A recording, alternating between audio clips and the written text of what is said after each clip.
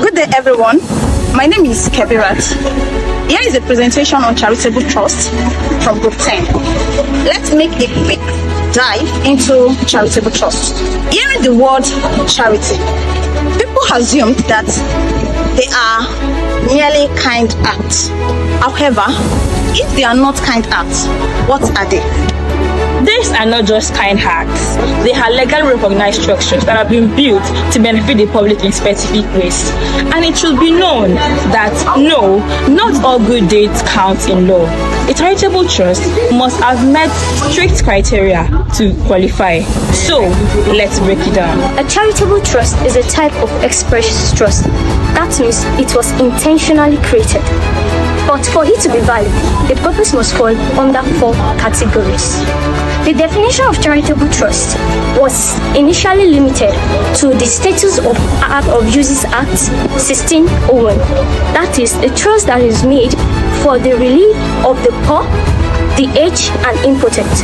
But according to Log Magnata and the case of Commissioner of Income Tax and Pension, these are trusts that are made for the relief of poverty, advancements of religion, and advancement of education. Also, for the purpose of the benefit of the community. But, most importantly, for charitable trust to be valid, it has to be for the benefit of the community. Let's start with relief of poverty. It includes any effort to help people suffering from financial hardship, like providing housing, food, and essential support. And here is the interesting part. Just relieving poverty, you don't need to benefit the general public. Helping a small group can still be charitable if poverty is genuinely addressed. For instance, in Charitable, a trust set up to support orphans and widows of deceased bank officials was held charitable because it relieved poverty.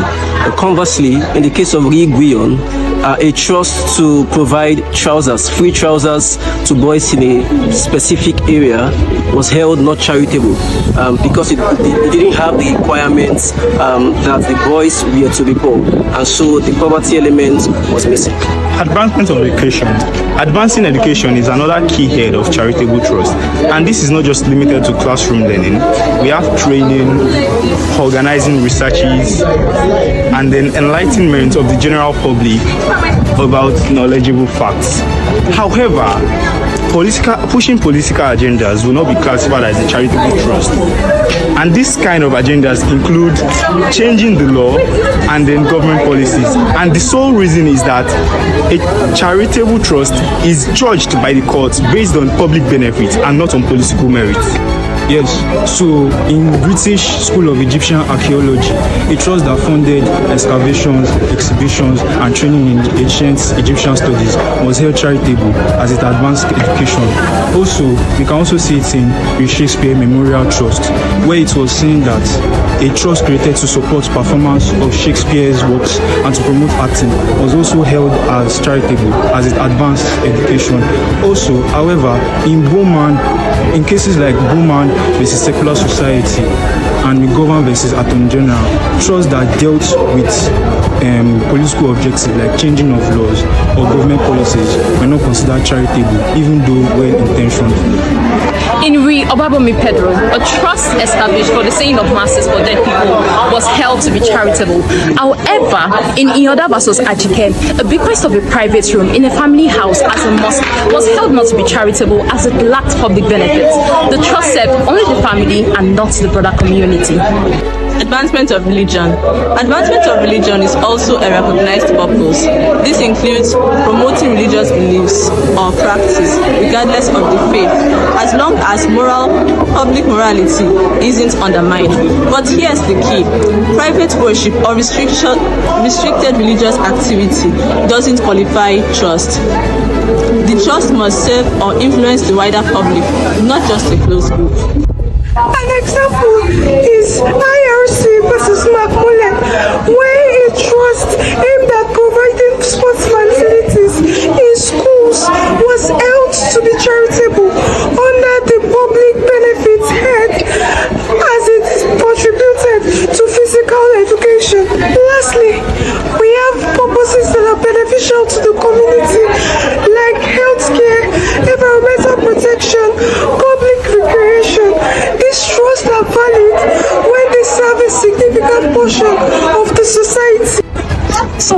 matter if a trust is charitable or not? Well, there are legal and financial benefits. Charitable trusts are often exempt from income tax, capital gains, and even inheritance tax. They also enjoy public confidence, can fundraise more easily, and operate under a different set of rules, where beneficiaries can't sue the trustees. The focus is not individual rights. Now, let's summarize the essentials. To qualify as charitable, a trust must have a legally recognized purpose and provide a public benefit. And remember the 4 categories: poverty relief, education, religion, and community benefits. If a trust doesn't fit or strays into private or political hands, it's not legally charitable. Charitable trusts may sound simple, but the legal framework ensures they are truly for the benefit of the public. Understanding them isn't just for lawyers. It helps everyone recognize how giving can go further when law and purpose work together. Thank you for watching. Stay informed and legally empowered.